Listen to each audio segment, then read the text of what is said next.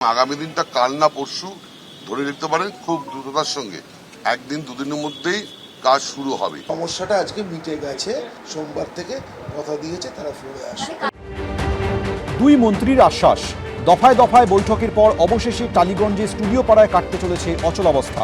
সোমবার থেকে ফ্লোরে ফিরছেন, বৈঠকের পর জানিয়ে দিলেন পরিচালকরা। দুই মন্ত্রী বলেছে যে বিশ্বাস রাখো এবং সমস্যা হলে আমরা আছি। যা যা সমস্যা আছে সেগুলো যেন আমরা 1, 2, 3, যদি 100টা সমস্যা থাকে 100টা 1, 2, 3 করে আমরা লিখব। ওরাও সেই সমস্যা, ওদের কি সমস্যা সেটা মানে ফেডারেশনের পক্ষ থেকে সেটাও ওকে দেওয়া হবে।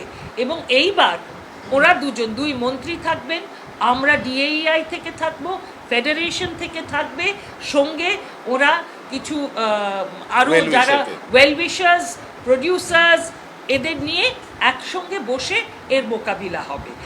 ডিরেক্টর ও টেকনিশিয়ানদের সংঘাতে শুক্রবার বহু জায়গাতেই হয়নি শুটিং।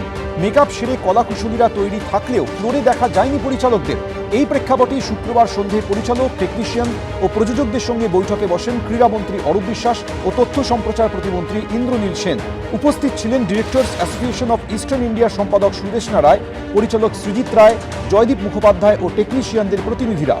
51বর্তী পরিবার, বৃহৎ পরিবার, এই পরিবারের সমস্যা আছে, সমস্যা ছিল, আগামী দিনেও সমস্যা থাকবে। 37টার মধ্যে আবার বলছি 8টায় আজকে শুটিং হয়নি, তার মধ্যে 4টেতে আজকে হওয়ার কথা ছিল না বিভিন্ন কারণে। তার মানে 37-এর মধ্যে 4টে হয়নি, 33টা হয়েছে। 100% সমর্থনে তো আমরা এখানে আসিনি, কিন্তু সিংহভাগ সমর্থনে মমতা বন্দ্যোপাধ্যায় পরপর 3বার মুখ্যমন্ত্রী হয়েছেন এবং সিংহভাগ সমর্থনে আমাদের কাজ বিগত দিনেও হয়েছে, গতকালও হয়েছে এবং আগামী দিনও সুষ্ঠুভাবে হবে। দুই মন্ত্রীর সঙ্গে বৈঠকের পর নিজেদের মধ্যে বৈঠকে বসেন ডিরেক্টররা। ওনারা কালকের দিনটা সময় চেয়েছেন পুরো বিষয়টা বুঝে নেবার জন্য। কালকের দিনটা দেখে নিয়ে ওনারা সোমবার থেকে আমাদের প্রত্যেককে বলেছেন কাজে দিতে। সোমবার থেকে কাজে ফেরার আশ্বাস দিয়েছেন পরিচালকরা, তবে এখনও সমাধান সূত্র মেলেনি। 20শে ফেব্রুয়ারির পর টেকনিশিয়ান ও পরিচালকদের সঙ্গে ফের বৈঠকে বসতে চলেছেন ক্রীড়ামন্ত্রী অরূপ বিশ্বাস ও তথ্য সম্প্রচার প্রতিমন্ত্রী ইন্দ্রনীল সেন। সত্যজিৎ বৈদ্য, কৃষ্ণেন্দু অধিকারী, অতসী মুখোপাধ্যায়ের রিপোর্ট, এবিপি আনন্দ।